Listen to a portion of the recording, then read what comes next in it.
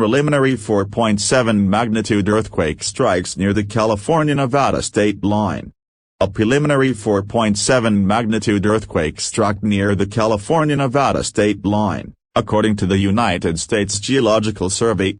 The epicenter was reported 9.7 miles from Soda Springs and 27.1 miles of Reno, Nevada at 9:35 p.m. Preliminary 4.7 magnitude earthquake strikes near the California-Nevada state line. A preliminary 4.7 magnitude earthquake struck near the California-Nevada state line, according to the United States Geological Survey.